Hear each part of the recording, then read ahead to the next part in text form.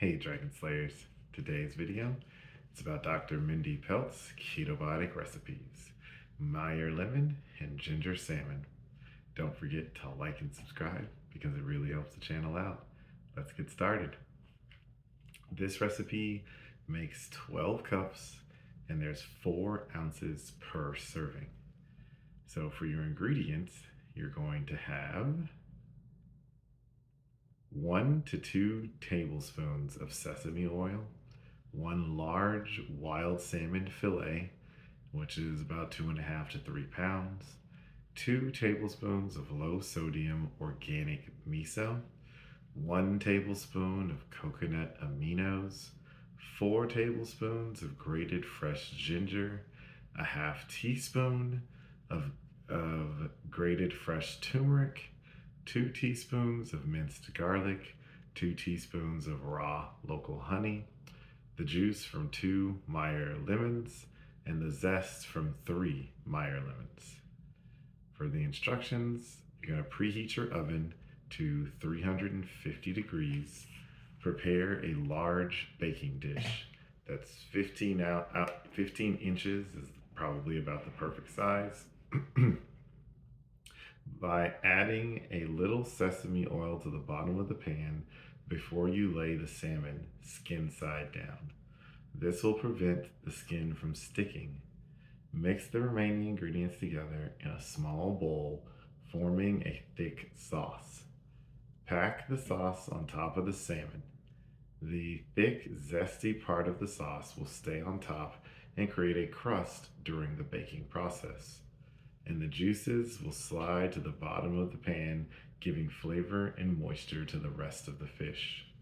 Baking it for approximately 45 minutes or until the salmon starts to brown on the top and is cooked through the thickest part of the fillet. So tips and tricks: if your fillet is too long for your baking dish, you can cut off the small tail end of the salmon piece in the empty space of the baking dish.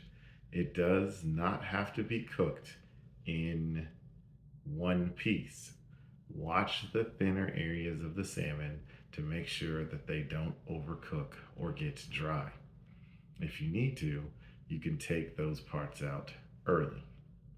So for your nutrition information per serving, you've got 42 grams of total fat, 1 gram of net carbohydrates, and 50 grams of protein.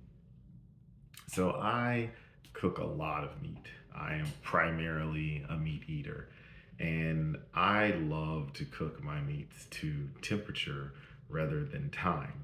Depending upon how big your salmon fillet is and how thick it is, the time can drastically vary. So what I highly recommend is getting a meter probe. It's a wireless meat thermometer. If you don't cook much, just get the one single probe and make sure it's the meter plus. If you do a lot of cooking, I highly recommend the meter block so that you can do up to 4 different things at one time. It's super easy to use. For salmon, also the higher temperature you cook it, the more the carryover will be. And carryover is when you take something out of the heat source and it continues to rise in temperature. So at 350 degrees, it's pretty hot. That's a pretty hot baking temperature. The carryover is going to be a lot because it's such a thin piece. So I would probably pull the salmon from the oven around 115 degrees. So the carryover will bring it up to about 125 and it'll be excellent. Super juicy, super moist, and not dry at all. So that's what I have for you guys today. Don't forget to like and subscribe because it really helps the channel out. And remember guys, that together, you and I will slay the dreaded diabetes dragon.